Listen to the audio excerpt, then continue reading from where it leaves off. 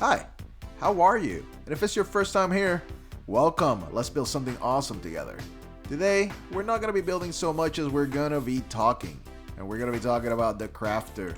This fancy little piece of technology coming on Minecraft 1.21 is going to revolutionize the game. And I'm sure you've heard everybody talk about it. But let's go ahead and just go over it one more time before the update comes out later on this year. I am very excited to have this thing available. It is going to change everything. No longer are we going to need to be crafting things all the time.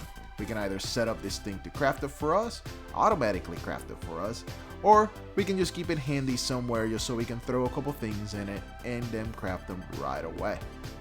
So guys, let's break it down. Let's go ahead. Alright, let's go ahead and jump into some details, guys. The crafter itself, it's going to be a little pricey to craft. I will put on the screen exactly the crafting recipe. It is not a cheap boy, but it does so much. On its own, it just looks like a regular crafting, except if you put things in it, you'll notice that you cannot grab that item out of there. In order to be able to actually grab that item, you have to power it. There you go. You have that item. If there is nothing inside of the crafter, it won't be dispensing an item. The crafter itself can be automated, and that is only possible because the crafter puts out a redstone signal of 9 whenever it's full. Now there is a little bit of trickery to this because if you notice, you can actually press to disable one of these buttons, and when you do, the actual power goes up, as you can see. So now we're reading a redstone signal of 1. Now this is really important because if you had a recipe that you wanted to automate, you can actually use another crafter to make sure that you can. So let's say that we have a recipe, and that recipe is gonna only need the 3 things in the middle. So in order to be able to power this, we're gonna need this to match 9. And we wanna make sure that this is gonna go above 9 whenever it's full. So let's go ahead and make all these buttons right here into an 8. And then let's say that we want to make only the fence, right? So we go ahead and disable those down there. And we'll go ahead and fill this in. And now we know that when this is power, when this reaches 9 because it's power, this right here will light up. So if we remove one, you see it goes off. And we add another, it goes in. Then if we go ahead and press it, it'll craft that fence, which is really awesome. Guys, we can automate the crafter. No more crafting by hand, which is just awesome. Okay, so let's do a little exercise where we actually automate one of these crafters. Let's go ahead and move on to cell number 2. Alright, so as you can see right here on cell number 2, we have a setup that is a little bit more involved.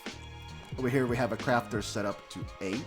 So this is going to only allow this to activate once it passes 8. So once this reaches 9, this will activate. Once this activates, this is going to power this redstone, which then will trigger this to craft.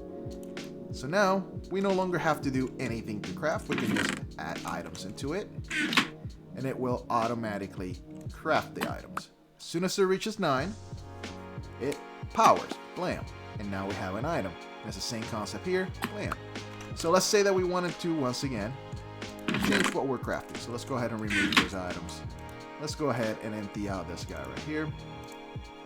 And again, we want to make the fence now. So we go ahead and add it there.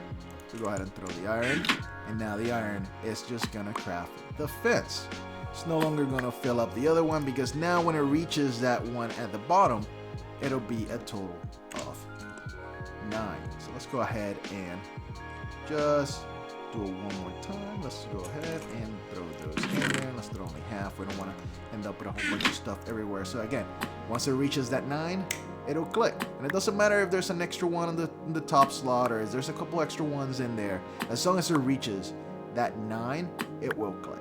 It will only do a recipe that it can actually do, which is pretty awesome. Let's say that we go ahead and fill this in. Well, again, it's going to continue to do that clicking, which is just awesome. Okay, so let's go ahead and get rid of all this stuff. And even though we can automate this entire process, I really don't see many people using it this way. The way that I see many people is a little bit more purposely designed.